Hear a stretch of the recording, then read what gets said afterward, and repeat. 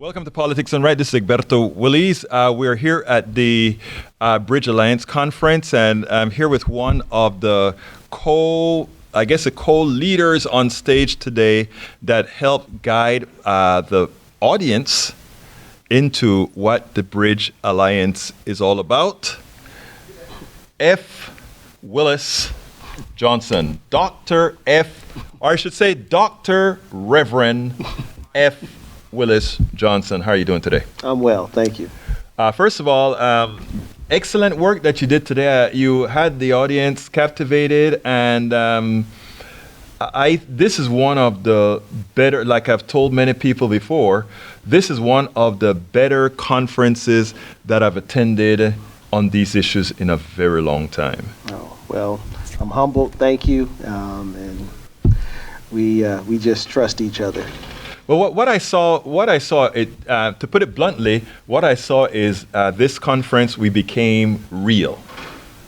Becoming real means you spoke to people not the way they expected to be spoken to, but in other words, you forced, and come a little closer so we can get, we actually didn't only speak to people the way they didn't expect to be spoken to, but we asked them to be real in the thoughts that they come out. Tell us a little bit about what was your intent.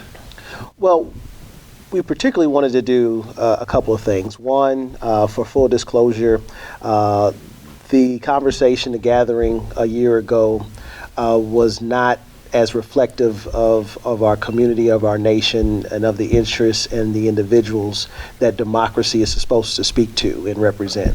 So we were very intentional about wanting to make sure that the room was much more, not only just diverse in terms of ethnicity and gender, but really even more so about perspective and the possibilities that each of us possess. We wanted to not let the room be empty of that.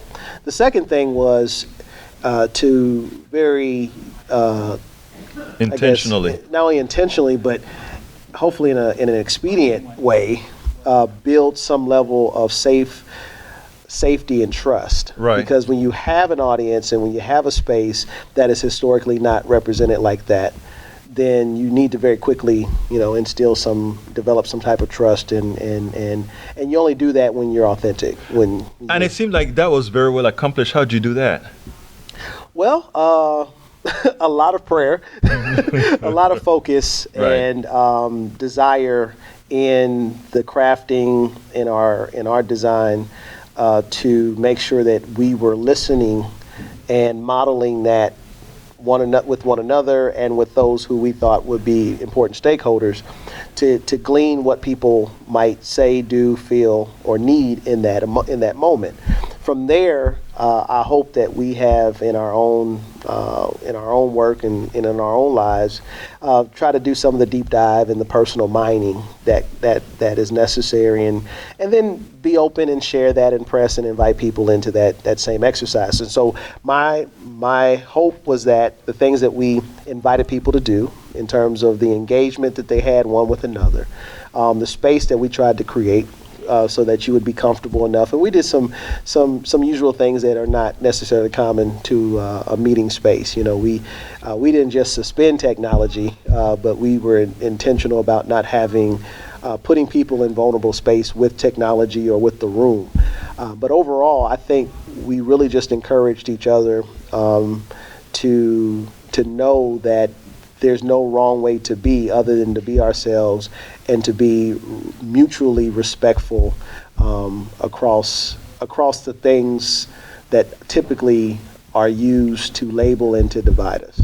Now, before I go and ask you how successful you feel the conference was, I want to ask a little bit about yourself. Tell us a little bit about what you're doing to make America a better America. There's a lot that you've done in Ferguson. There's a lot that you've done that you're doing right now in Ohio. Tell us a little bit about your work. Yeah. Well, I think some folks have come to know of me and my work as a result of time spent in Ferguson, Missouri. Right. I'm by profession and call, I'm a pastor, and so for more than almost some 8 years, I lived and worked in Ferguson, Missouri, and of course engaged in much of its reality in August 2014 and post that.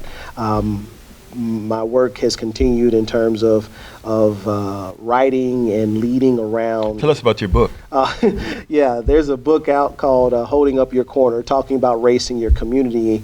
And it was really a work that tries to frame what it means to either confront or engage what is crisis or indifference or challenge, both in ourselves and in our larger kinds of spaces or communities. And we use race because that makes the publisher sell the book. But Right. the real issue is about how do I understand what's not right or righteous in my community? Right. How do I both find myself to be affirming or be affirmed in my personhood, in what is unique to me, and allow myself or allow others to name their experiences, name themselves. And then lastly, we've tried to work with people on addressing what does it mean once you've acknowledged what's not right, and once you find those who find themselves vulnerable or othered and challenged in their community or in yourself. Once you've found affirmation, what does it mean to act on that? What does it mean to be the transformative or the useful resource or agency in those relationships and communities of change or betterment? And I've tried to. It's something that I've modeled in our ministry model. It's something that I've tried to live into. It's obviously the approach, not as formal at the time, that we tried to employ during Ferguson. And of course, after Ferguson, I mean, we have many communities that we've worked with. But that's probably the principal nature of why people have kind of gravitated to our work. I continue to grow ministry. I'm a spiritual entrepreneur, so I was starting a new church in Columbus, Ohio, by invitation of people in that community. I continue to teach. I'm a practitioner, a scholar practitioner, so I not only teach at a seminary and a graduate level institution, trying to help others develop these very, I think, useful practical tools because somebody poured into me. But I've been very humbled and blessed for people to find that we have a unique ability to curate space and experience that allows people to begin to at least engage or question and wrestle healthily and respectfully, chiefly across indifference and crisis. But it's hard nowadays just to figure out how to go from A to B, or whether it's in the democracy space, whether it's in the economic development, whether it's in community development, impasse or being static or not being able to dealing with things that are complex and trying to make them manageable or at least approachable. The ability to facilitate or encourage and work through that seems to be a desire and a useful tool for a lot of people. And I'm just grateful to God and to others who see us having the ability to try to help people through that. Well, just judging from how what I saw today, it is evident that change can come if it's intentional. And I think in a number of ways in which both you and Devlin ran the conference, it made others see that being intentional can accomplish much. Yeah.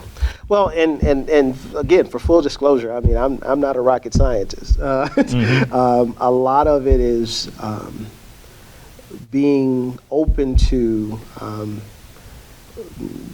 in hearing what people need, want, and desire. Right.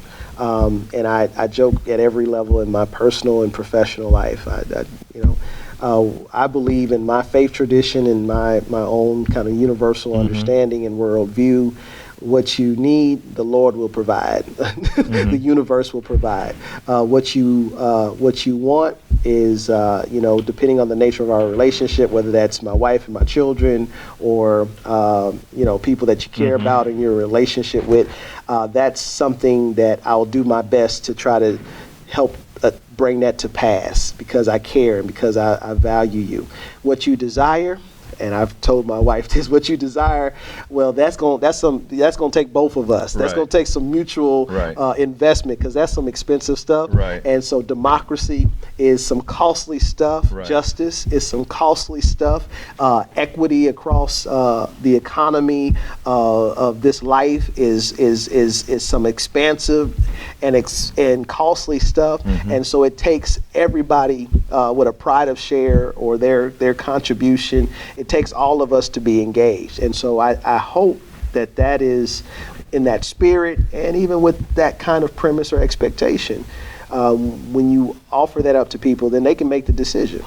They can make the decision. If you really believe that there are some things that should change, or there's some ways that should be bettered, and there's some ideals and principles and precepts that ought to be honored, if you truly believe in some things that are inalienably your right, then you also will give all or as much as you can, and invite and welcome all of us in this process, since it's for all of us and for everyone.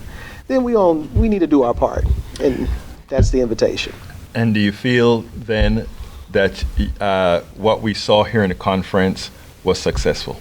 Oh yeah, I mean, I think first of all, it's always successful when you do what you say and you say what you do. And we did that. And I salute Bridge Alliance for being reflective and acknowledge what was not right. It's not what's always not, or what's not always been right. I'm thankful that they took chance and the opportunity and made the investment to allow folks to be affirmed and for that process to take hold in the way that it's done, and then that they've raised the bar, and that they threw down the gauntlet, so to speak, that they put their resources where their mouth is, and have said, hey, we invite you, this is our pride of share. What's your time, talent, and treasure that you're going to invest in this as we imagine and dream today, but let's start trying to make some of this come to fruition. I don't know what else you can ask of an organization. I don't know what else you can ask of a community of people who are interested about this. So yes, it was very much a success. Now, it's a success, and success breeds success. The challenge is great, and the time draws nigh. So we need to operate in that space with a fierce urgency of now understanding that what we do now impacts what is to come, and we're in the long game. We're in the long game. So this is one step today, and we need to get up, Lord willing, universe allowing, and take another step and keep on keeping on. Dr. F. Willis Johnson, thank you so kindly for the interview. Thank you for the work that you're doing. Yes. Very important work. Keep it up. Thank you. Thank you for your service, your sacrifice, in challenging us to do politics the right way. Thank you, my brother.